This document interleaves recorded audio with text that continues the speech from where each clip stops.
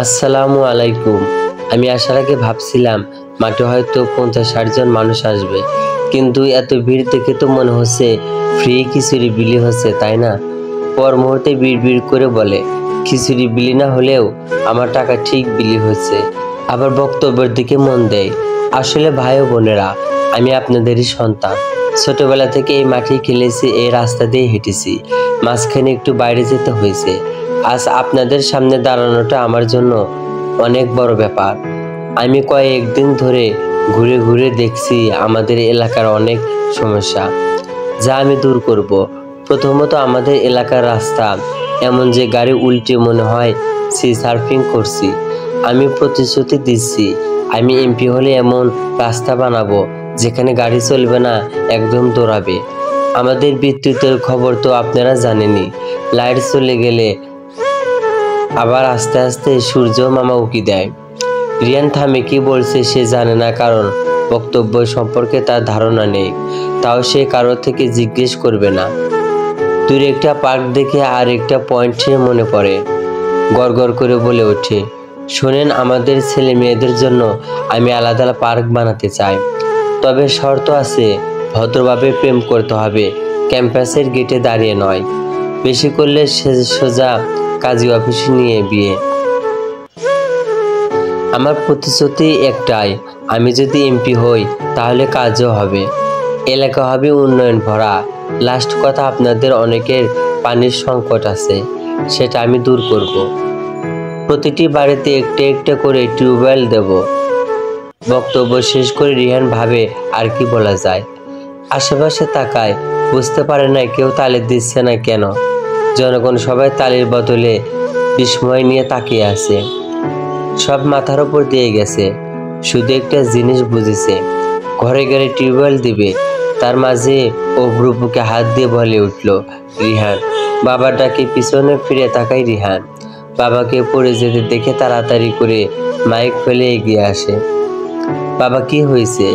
পর মুহূর্তে সবার উদ্দেশ্য বলে উঠল, দুঃখিত, আজকে এখানে শেষ করলাম, আমার বাবার অবস্থা খুব খারাপ। রিহান বলে বাবাকে কোলে তুলে গাড়ির কাছে নিয়ে আসে। রিহান শক্ত করে ধরো, পড়ে যাব আমি। রিহান বুক কুঁচকে তাকায়, যেভাবে বুকে হাত দিয়েছে মনে তো হচ্ছিল হার্ট অ্যাটাক করেছে। তাহলে এত কথা কিভাবে বলছে? আব্বু, তুমি সত্যি অসুস্থ তো, নাকি নাটক করছো? অভ্রু কটমট করে তাকায়, হ্যাঁ, নাটক করছি। যদি নাটক না করতাম তাহলে আজকে গণদোলায় খেতে হতো। কী সব বক্তব্য দিচ্ছিল, জনগণের রিয়াকশন একবার দেখছো? এরকম কেউ বক্তব্য দেয়? কালকের জন্য আজকে সারা রাত প্র্যাকটিস করবে, নয়তো মান সম্মান থাকবে না। তুমি শুধু খুন করতে পারো, ধ্বংস করতে পারো, কিছু গড়ে তুলতে পারো না। ভাগ্য ভালো, নাটকটা ভালোভাবে করতে পেরেছি। তোমার ভাগ্য ভালো, তোমাকে আছাড় মেরে ফেলেনি। কি সুন্দর নাটক করে নিজের 180 কেজি শরীরটা আমার উপর তুলে দিলে, নাটক বাস কোথাকার। কথাটা বলতে রিহান গাড়িতে অভ্রু রাখে। রিহানের কথাও অভ্রু ইচ্ছা করলো নিজের মাথায় নিজেই ফেটে ফেলতে, যেখানে সে নাটক করে ছেলেকে মায়ের থেকে বাঁচিয়েছে, যেখানে তার ছেলে আফসোস করেছে তাও ওজন বেড়ে বই বেড়াতে হয়েছে বলে। তার মাঝে গাড়ি জানালা দিয়ে বাইরে উকি দিয়ে অবাক হয়ে গেল। রিহান, গাড়ি ওই দিকে কোথায় নিয়ে যাচ্ছ? বাড়ি চলো। রিহান ড্রাইভ করতে করতে জবাব দিল, কলেজের মাঝে একদম বাঁকড়া দিবে না আব্বু। তুমি জানো তোমার এই নাটকের কারণে সাংবাদিক পিছিয়ে লেগেছে। এত বড় একজন বিজনেসম্যান, তার উপর পার্টি অফিসের সদস্য হার্ট অ্যাটাক করেছো, এটা কি সাধারণ ব্যাপার? বুদ্ধিশুদ্ধি কিছুই নেই। হার্ট অ্যাটাক নাটক না করে ব্ল্যাক আউট করে মারা যেতে পারলেও না। অভ্রু বুক কুঁচকে তাকালো। রিহানকে তাকে সরাসরি মেরে যেতে বলল। শামীম পিছনে বসে মুখে লুকিয়ে হাসছে।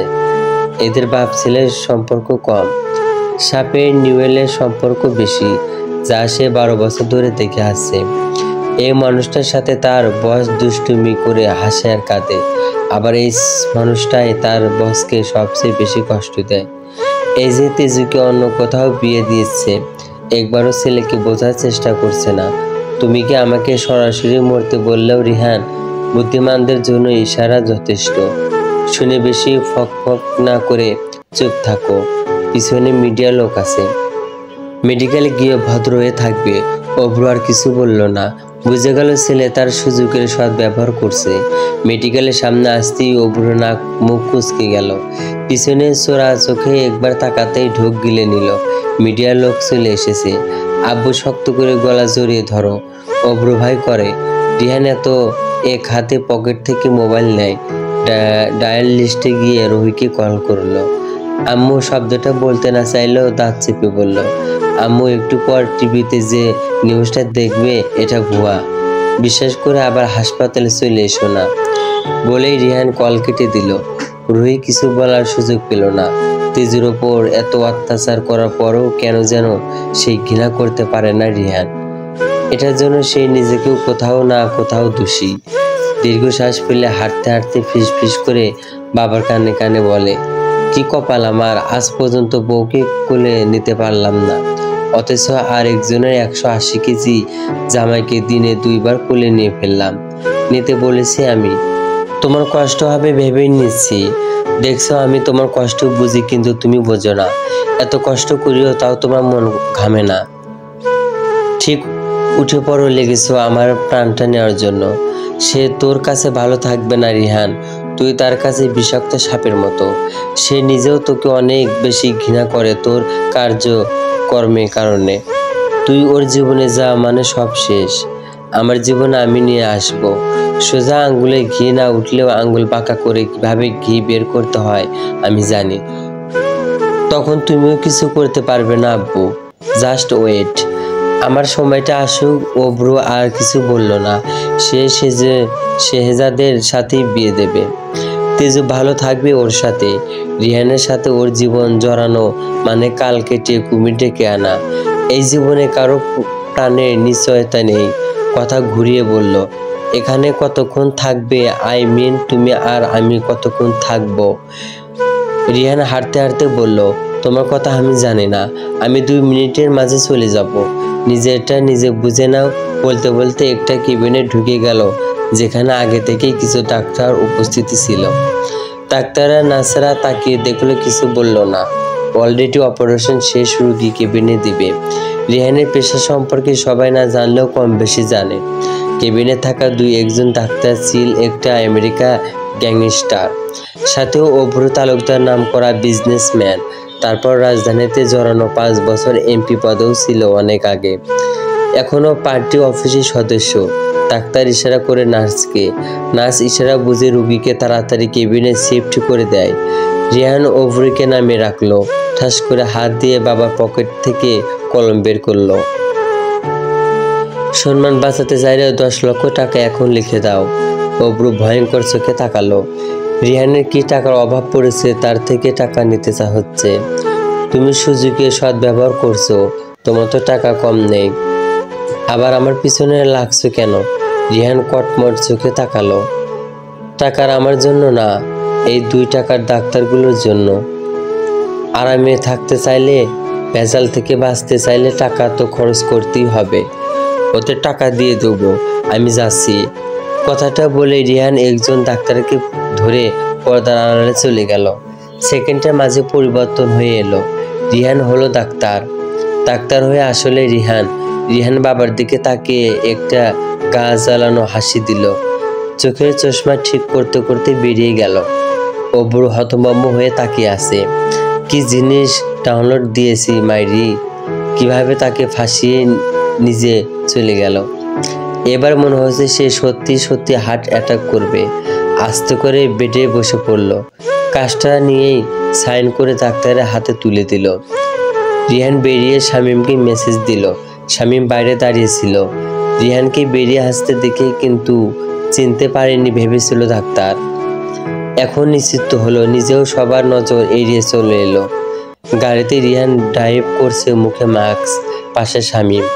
কিছু একটা বলতে চাইছে কিন্তু ভয় আর সংশয় নিয়ে বলতে পারছে না। কি বলতে চাও? নির্ভয়ে বলে ফেল শামীম।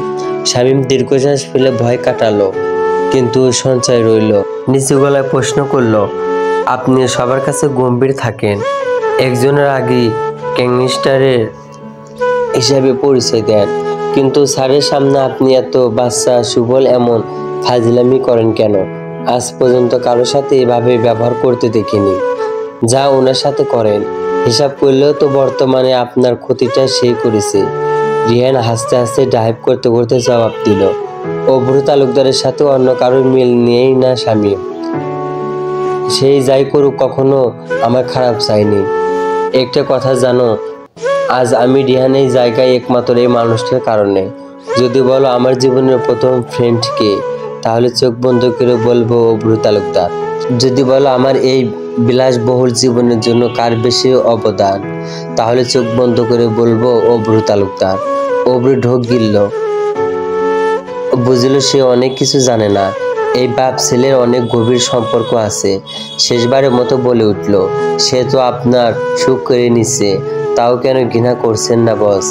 এক সময় সুখটা আমাকে এই মানুষটাই দিয়েছিল, যে দিতে পারে সে কেড়েও নিতে পারে, কিন্তু তার জন্য লড়তে হবে, যাতে জিতে যাওয়া জিনিস হারানো না হয়।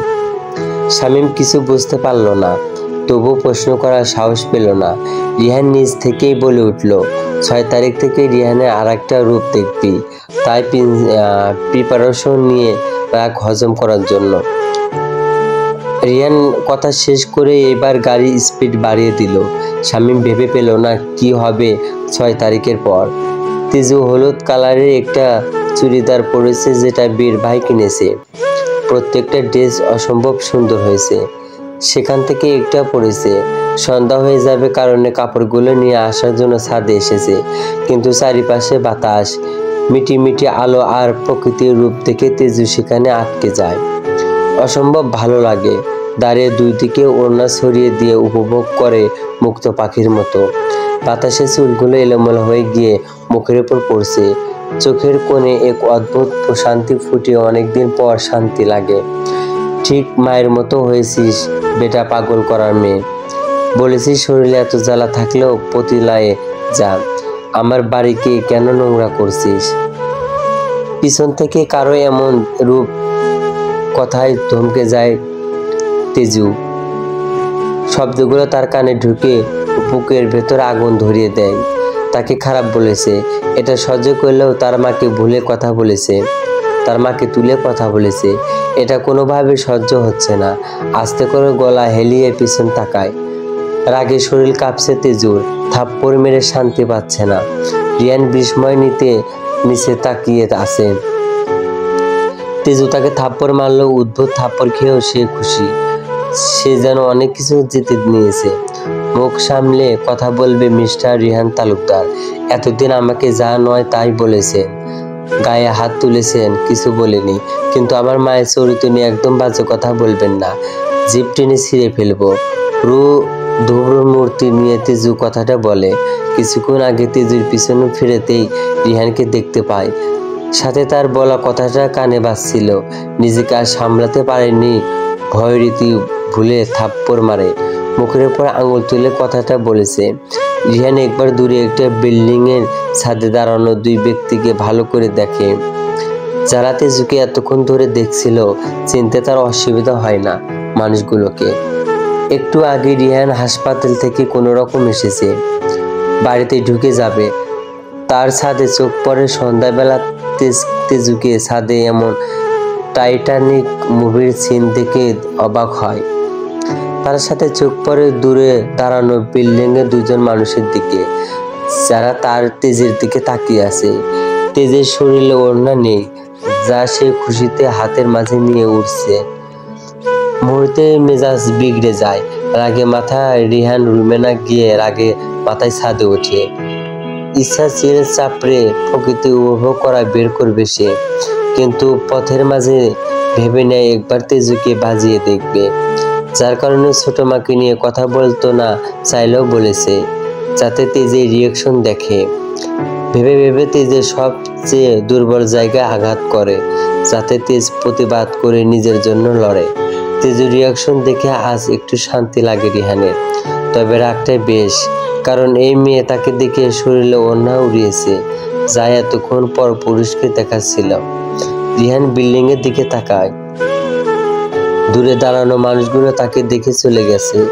মানুষগুলোর কথা মনে পড়তেই তেজু গাল চেপে ধরে। ছাদে নিশ্চয় নাচতে আসিসনি, সেই তো দূরের বিল্ডিং এর ছেলেদের শরীর দেখতে এসেছিস। এমনিতেই আমার সাথে চেঁচিয়ে লাভ নেই। বেডি মানুষের মুখ কিভাবে বন্ধ করতে হয় রিহান তালুকদারের। লাস্ট কথা, আমার জিনিসে কেউ নজর দিলে সে তো মরবে, সাথে আমার জিনিসটাকেও ভাঙবো, মাইন্ড ইট। রিহান কথাটা বলে নিচে যাওয়ার উদ্দেশ্য হাঁটা দেয়। তেজু যদি বুদ্ধিমান হয় তাহলে তার কথার মাঝে অনেক কিছু বুঝবে, আবার হয়তো বুঝবে না। অন্যদিকে রিহানের কোনো কথা তেজুর কানে যায় না। মুখ ব্যথা করছে চেপে ধরার কারণে, কিন্তু সেটার জন্য কষ্ট হচ্ছে না। কষ্ট তার মায়ের চরিত্র নিয়ে বলা কথাটাতেই হচ্ছে। বুকটা পুড়ে যাচ্ছে।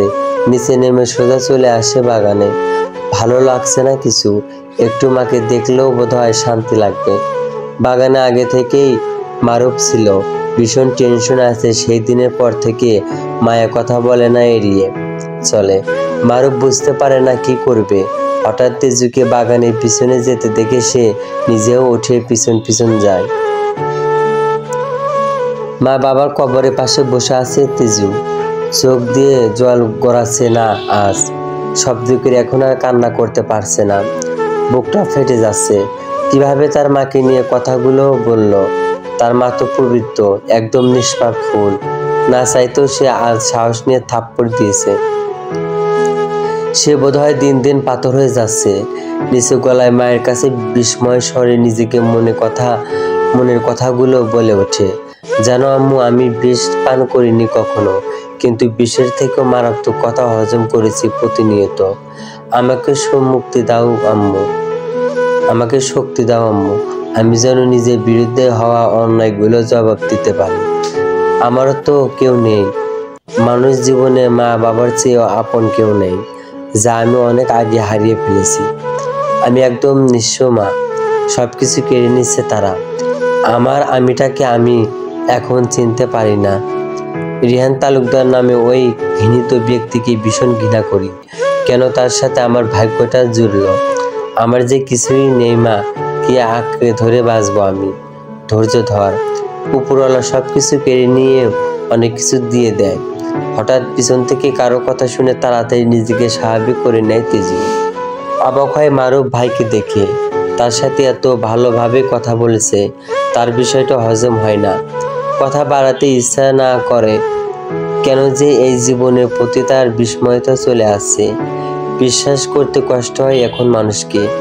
এই জীবনে পীর ভাই আর দাদুকে ছাড়া সে কাউকে বিশ্বাস করে না। নিজেকে স্বাভাবিক করে হেঁটে চলে যায় বাড়ির ভেতর। রান্না চাপাতে হবে, শরীরে হাওয়া লাগিয়ে ঘুরলেও হবে। যা খাচ্ছি তার কাজ তো অত্যন্ত কর। কিচেন থেকে বড় মা খোঁচা মারা কথায় তেজু কিছু বলে না, মাথা নিচু করে কাজ করতে থাকে। এখন কিছু বললেও দেখা যাবে শরীরে হাত তুলবে। এমনিতেই আগের ঘটনা নিয়ে টেনশনে আছে। বুঝতে পারে না তার মাঝে হঠাৎ এত শক্তি কোথা থেকে আসলো যে রিহান তালুকদারকে গিয়ে থাপ্পড় মারল। তাকেও অবস্থ আফসোস নেই, নিজেকে করার অপমান সহ্য করলেও মাকে নিয়ে বলা কথা সে সহ্য করতে পারেনি। বড় মায়ে একটা কথা বলি, চুলায় মাংস কষাতে কষাতে তেজু প্রশ্নটা করে। রুহি কাজ ফেলে ভ্রু কুঁচকে তাকায়। কি? কিছু না তেজু কিছু একটা বলতে চেয়েছিল, কিন্তু পর মুহূর্তে কি মনে করে আর বলে না। রুহিও আগ্রহ হারিয়ে ফেলে। তেজু রান্না করতে থাকে। পাশে রুবিনা আন্টি, যে কিনা কাজের লোক হয়ে দাঁড়িয়ে আছে, আর সে বাড়ির মেয়ে হয়েও এত কাজ করে যাচ্ছে। রাত 10টায় রান্না শেষ হয়েছে একটু আগে। ফ্রেশ হয়ে ওয়াশরুমে থেকে বেরিয়ে চুল মুছে নেয়। দাদু ভাই আসিস? টাওয়াল ফেলে ওড়না ঝরিয়ে ভ্রু কুঁচকে তাকায় দরজার দিকে। দাদু এসেছে, হাতে একটা বক্স। পাশে বীর ভাই, তার হাতে বড় বড় শপিং ব্যাগ। এটা কি দাদু? হ্যাপি বার্থডে দাদু ভাই, বলে বক্সটা তেজুর দিকে এগিয়ে দেয়। তেজুর বীরের দিকে অসহায় চোখে তাকায়। তেজুর দৃষ্টি দেখে ঠোঁট চেপে হাসি বীর। দাদু, এবার শুরু করেছি প্রতি বছরের মতো। আজকে 4 তারিখ, বার্থডে 6 তারিখ, মাঝখানে বলা যায় 2 দিন আছে। তাতে কি হয়েছে? বুড়ো মানুষ যদি ভুলে যায় তাই আগেই উইশ করেছি, আবার মনে পড়লো আবার উইশ করব। তুই খুশি হ, আমি বেশি গিফট পাচ্ছি। তেজু আর কিছু বলে না, বক্সটা নিয়ে বেডে রাখে। এবার বীর ভাইয়ের দিকে তাকিয়ে শপিং ব্যাগ দুইটা হাতে নেয়। তার জানা আছে এই ব্যাগে কি থাকবে। বেডে রাখতে রাখতে সে নিজেও প্রতি বছরের মতো বলে ওঠে, অনুষ্ঠানে করবেন, হোম বাসায় সবাই রাগ করবে, আমি সামলে নিব। আমার উপর বিশ্বাস রাখ, এই দিনটা একান্ত আমার তেজু রানীর, যেদিন কেউ এই কটু কথা পর্যন্ত বলবে না। সো টেনশন নেওয়ার দরকার নেই। ড্রেস দেখে নিজ পছন্দ হয় কিনা, এত কিছুর মাঝেও তেজুর মনে একটু ভালো লাগে। তার জীবনটা কেমন সাদা কালোর মতো, এই হাসে এই কাঁদে। কি জীবন দিল আল্লাহ তাকে, এই খারাপ এই ভালো। কিছু না বলে ড্রেসগুলো বের করে দেখে, অসম্ভব ভালো লাগে। বারবি গাইন পিঙ্ক কালারের, মনটা মুহূর্তেই খুশিতে নেচে উঠল। মুগ্ধ চোখে বীর ভাইয়ের দিকে তাকায়। একমাত্র এই মানুষটার কারণে বছরে একদিন সে এত খুশি থাকে, যেদিন কেউ তাকে ছোট করে কথা বলতে পারে না। কেমন যেন সেদিন তার সাথে সবাই ভালো আচরণ করে। উদ্ভুত পরিবার তার। তেজু রানী গিফট কি চাই? সারা জীবন এইভাবে আমার পাশে থাকবেন, আমার বিশ্বাসটা বজায় রাখবেন, বেশ এইটুকু চাওয়া। এগুলো গিফট দিবেন আমাকে সারা জীবনের জন্য। বীর ঢুক গিলল। মনের মাঝে ভয় হয় যদি কখনো তেজু রানী তার পেশা সম্পর্কে জানে তাহলে, কিন্তু সে তো তেজু রানীর কখনো খারাপ চায়নি। সে সবসময় পাশে থাকবে তার তেজু রানীর। হাতের উল্টো পাশ দিয়ে ঘাম মুছে নেয় বীর। সব কথা রাখবে তেজু রানীর, কখনো আমাকে ভুল বুঝিস না। একটা কথা মনে রাখবি, আমি কখনো তোর খারাপ চাইনি, জানে আমি কখনো খারাপ চাইবো না। আমি চোখ বন্ধ করে আপনাকে বিশ্বাস করি, যা আমি অন্য কাউকে চোখ খুলে রেখেও করতে পারি না। কথাটা শুনে জোরে নিঃশ্বাস ফেলে বীর এক প্রকার পালিয়ে যাওয়ার মতো করে বলল, রাত হয়েছে, খেতে আয়, দাদুকে নিয়ে আমি যাচ্ছি।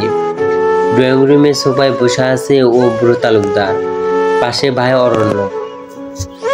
তালুকদারের সাথে রিহান একটু দূরে সিঙ্গেল সোফায় রোদ পা তুলে মাথা ফ্রোলে দিয়ে মোবাইলটা চ্যাট করছে।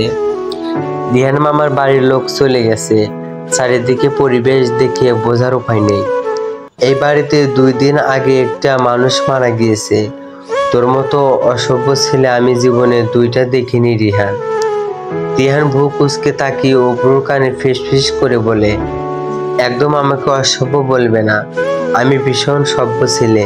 এতটাই অসভ্য যে বিয়ের 10 বছর হয়ে গেল ও এখনো ভার্জিন ঘুরে বেড়ায়।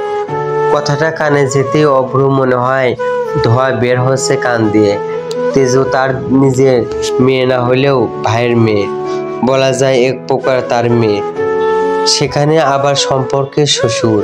নাক মুখ কুচকে সোফা থেকে উঠে ডাইনিং টেবিলে গিয়ে বসে অব্রু উঠে যেতেই বীর এসে বলে। রিহান খোঁচা মেরে বলে, কিরে পাম তাম দিয়ে আসলি নাকি? কাজ হবে না, তেজ কখনো তোর হবে না। এই রমণীর মনে ভালোবাসা ভয়ও নেই, তাই তোর 2 টাকার ভালোবাসা সে বুঝবে না। এই ভালোবাসা আমি ছাড়া অন্য কেউ গড়ে তুলতে পারবে না। অনেক বছর তো চেষ্টা করলি নিজে, কারণ করার পারলি না। এবার আমার থেকে দেখে সে কিভাবে পাথর মনে ফুল ফোটাতে হয়। তুই তো আমার জেদ সম্পর্কে জানিস, যেটা বলি সেটা করি। জেদের ভাত কুত্তা দিয়ে খাওয়াই আমি। সময় বলে দেবে সে কার। তেজু রানী, আমার প্রতি যে সম্মান ভালোবাসা আছে তার 99% তোর প্রতি নেই। ভাইয়ের বউ সম্পর্কে ভাবি হয় মনে রাখিস কথাটা। বীর দাঁত খিসে ধরে। ভাবি শব্দটা বিষের মতো শোনালো কানের কাছে। রিয়ান হেসে সোফায় শরীরে একদম মিলিয়ে দেয়। আসলে তুই কি চাস বলতো পৌঁছায়? রিয়ানের সোজা ঝাপটা জবাব, কণ্ঠে কোনো দ্বিধা নেই, চোখের একলা জেদ, হাতের মোয়ানা। সে তোকে জীবনেও মেনে নেবে না। যদি মেনে নেয় বলেই হেলিয়ে থাকা শরীর বীরের মুখের কাছে নিয়ে আসে। বীর সিঁড়ির দিকে তাকিয়ে দৃঢ়ভাবে জবাব দেয়, যদি তোকে কখনো স্বামী হিসাবে মেনে নেয় সরে যাব, বাধা হয়ে দাঁড়াবো না। কিন্তু যতদিন মেনে নেয়নি ততদিন চেষ্টা করব, দেখি কাকে অ্যাকসেপ্ট করে। বীরের দেখা দেখিতে রিহান সিঁড়ির দিকে তাকায়। তেজ আসছে তার তেজ এক নজরে তাকিয়ে থাকে বলে, চ্যালেঞ্জ অ্যাকসেপ্টে নিজেও দেও না কথা মনে রাখিস। বীর নিজের কথা দেওয়ার কথা কখনো অমান্য করে না। কথা দিচ্ছি যেই ওই মুখ থেকে তাকে ভালোবাসি শব্দটা বলবে সেদিন থেকে বীর তালুকদার চিরতরের জন্য তাদের মাঝখান থেকে চলে যাবে। কথাটা বলে বীর উঠে চলে যায় ডাইনিং টেবিলে। বুক কাঁপছে তার, কিন্তু আশা আছে সে 10 বছরে তেজুরানিকে যা চিনেছে তাকে নিশ্চিত। তেজুরানি কখনো রিহানকে মেনে নেবে না, তাই চ্যালেঞ্জ হারানো 1% চান্স নেই। তেজু এক এক করে খাবারের টেবিলে নিয়ে আসে কিচেন থেকে। বীরের সাথে সাথে রিহান এসে বসে। খাবারের সব নিয়ে হাতেই বীর বলে ওঠে, তেজুরানি বসে পড়ো। তেজু চারিপাশে একবার দেখে নেয়। রিহান না থাকলেও এত কিছু ভাবতে না, কিন্তু এখন আছে মনের মাঝে ভাবনা উকি দেয়। মানুষটা তাকে সহ্য করতে পারে না। সে বসলে যদি উঠে যায় তখন তো বড় মার থেকে কথা শুনতে হবে। কি হলো, দাঁড়িয়ে আছিস কেন, বস।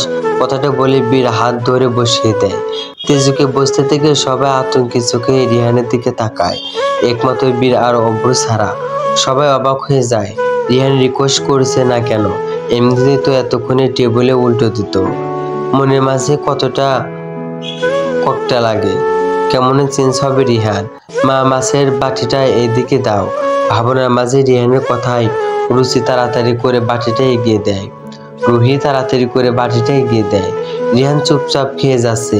খাওয়ার মাঝে তার শুকনো দৃষ্টিতে তেজুর দিকে তাকাচ্ছে। সন্ধ্যায় তেজুর রূপ দেখে বুঝেছে তার মাঝে পরিবর্তন এসেছে, যা সে এতদিন চেয়েছিল, তবে এখনো উঠে দাঁড়ানোর মতো খুঁট পায়নি, যেটা সাহায্য অন্যের বিরুদ্ধে জবাব দিতে পারবে। তেজুর একটা খুঁট প্রয়োজন, যেটা দিয়ে তার ভালোবাসা প্রকাশ পর নিজের ওপর হওয়া আঘাতগুলো প্রতিরোধ করতে পারবে। খেতে খেতে হঠাৎ রিহান বলে উঠল, তেজ, তোর কালকে কলেজ আছে। রিহানের এই একটা কথাই যেন বোমা ফাটলো খাবার টেবিলে। সবাই বিস্ময় নিয়ে তাকিয়ে আছে। তেজু নিজেও অবাক। পরমার দিকে একবার তাকায়, ধীরে সুস্থে জবাব দেয়, আছে, যাওয়া দরকার নেই, আমার ইম্পর্টেন্ট ক্লাস আছে। আমার মুখে মুখে জবাব পছন্দ না, তোর অনুমতি নিচ্ছি না, আদেশ দিচ্ছি। বেশি কথা বলে পড়াশোনা বন্ধ করে দেব। কথা শেষ করে রিহানের খাবার অর্ধেক রেখে উঠে যায়। তেজু নিজের মন দৃঢ়তা করে, সে কালকে কলেজে যাবে। কেন শুনবে এর কথা? কে হয় সে? এবার সারা বাড়িতে চোখ বুলিয়ে বীরের কাছে যাওয়া মাছগুলো দিয়ে তৃপ্তি করে খায়। কেন যেন মনে হচ্ছে তার এই জীবন খুব তাড়াতাড়ি পরিবর্তন হতে যাচ্ছে। তেজু খাওয়া শেষ করে উঠে দাঁড়িয়ে থাকে। সবার খাওয়া শেষ হতেই সবকিছু এক এক করে কিচেনে নিয়ে যায়। পাশে তাকায় বড় মা নেই। এখন এসব আবার একা হাতে ধুতে হবে। সময় নিয়ে সবকিছু পরিষ্কার করে নিজের রুমে এসে একটা ড্রয়ার খোলে, একটা ডায়েরি আর একটা রিপোর্ট বের করে। রিপোর্টের তারিখ 13 তারিখ 4 মাস 1988।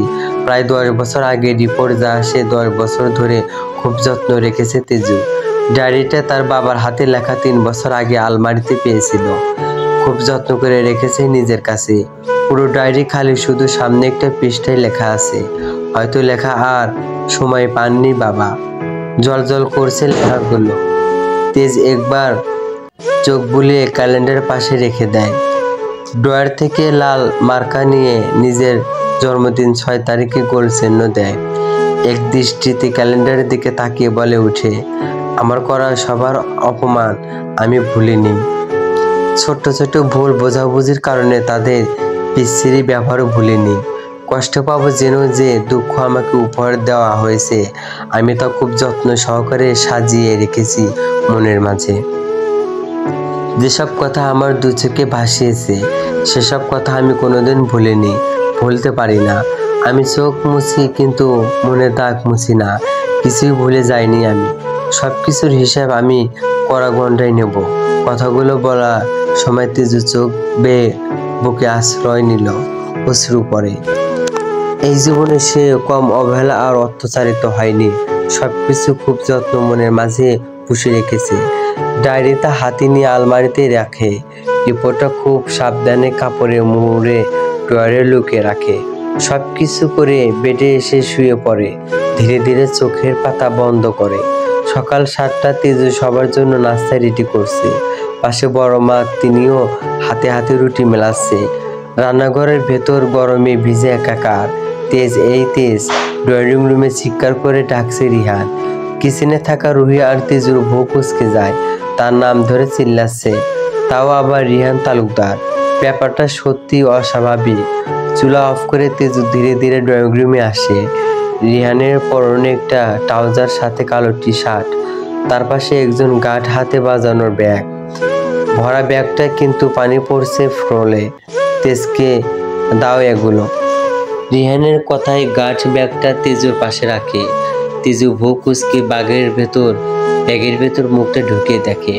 পেছনে দাঁড়ানো রুহি এগিয়ে এসে তাকায়। দুজনের চোখ চরক গাছ। ব্যাগে একেবারে ছোট ছোট মাছের সপ্ত। রিহান, এত ছোট মাছ কি জন্য? কে কাটবে এগুলো? রিহান হাত দুটো বুকের কাছে আড়াআড়ি করে স্বাভাবিক গলায় বলে, তোমাকে একবারও বলেছি তোমার করতে হবে। একটু পর আমার সমাবেশ আছে। আসার সময় আমার বন্ধুরা আসবে। দুপুরে আমাদের বাড়িতে খাবে। ওদের ছোট মাছ অনেক প্রিয়, তাই ভুনা আর রান্না করতে বলেছে। তোমার তো কোমরে ব্যথা, তুমি পারবে না, তাই তেজ সব কাটবে, তুমি টেনশন নিও না। রিহানের কথা শুনে তেজুর মাথা ঘুরে যায়। এত মাছ কমপক্ষে 5 কেজি তো হবেই। সারাদিন কাটলেও শেষ হবে না। সকালে হঠাৎ খবর আসে রুবিনা আন্টি অসুস্থ, তিনি আজ আসবেন না। এখন তো একা হাতে সব সামলাতে হবে। তেজু কিছু বলতে যাবে, এর আগেই বড় মার কড়া গলা শুনতে পায়। ঠিক আছে, ও করবে। এমনিতে কি এমন কাজ করে? সারাদিন শুয়ে বসে থাকে। আজ না হয় একটু কাজ করলো, নিয়ে আসে ওদের। তেজু সব করে রাখবে। অসহায় চোখে তাকায় তেজু। চোখ ভিজে আছে মাছগুলোর দিকে তাকাতে। আজ আর তার কলেজ যাওয়া হবে না। এখন যদি কিছু বলে, দেখা যাবে বড় মা একেবারেই কলেজে যেতে দেবে না, কারণ এবার বড় মার ছেলের আবদার। অন্যদিকে তেজুর অবস্থা দেখে রিহানের ঠোঁটের কোণে জ্বলছে হালকা হাসি। মনের ভেতরে শান্তি যেন এক বড় যুক্ত জিতে গেছে। কাল সারা রাত না ঘুমিয়ে ভেবেছে কিভাবে তেজকে আটকানো যায়। সে খুব ভালো করেই জানে তেজ আজ কলেজে যাবে। কাল রাতে তেজের চোখ দেখে স্পষ্ট বুঝেছে তার নিষেধ মানবে না। আর রিহান ভালো করেই জানে বাঘিনীকে কিভাবে ভাগে আনতে হয়। এবার সারাদিন কিচেনে বসে ক্লাস করুক। রিহান সিটি বাজতে বাজতে উপরে উঠে যায়। কণ্ঠের সিটির শব্দে যেন বিদ্রুপ লুকানো। সমাবেশ শুরু হবে সকাল 10টায়, কিন্তু তার হাতে আরো অনেক কাজ আছে, তাই আগে আগে বের হয়ে হবে। আজ জঙ্গল বাড়ি থেকে 17 জন মেয়ে দিতে হবে। কাজটা খুব সতর্কতার সাথেই করতে হবে। এর 100% রিহান পাবে, কারো কোনো অধিকার নেই। সাথে একটা রিসার্চ করছে, যা সে এর আগেও একবার করেও এখন আবার আটকে গেছে। ফর্মুলা হারিয়ে গেছে, মন প্রাণ দিয়ে চেষ্টা করছে, কারণ এটা তৈরি করতে পারলেও তার হাতে আসবে প্রচুর টাকা, যা কল্পনা বাইরে। আবার 22 তারিখে আমেরিকা যেতে হবে কিছু জরুরি কাজে, আর সেই দিন তেজের বিয়ে। এই নিয়ে তার কোনো মাথা ব্যথা নেই। সে জানে তেজ কখনো বিয়ে করবে না। সময়ের সবই অপেক্ষা। তার বেয়াদব বউকে কখনো কেউ চিনতে পারেনি সে ছাড়া। চলবে।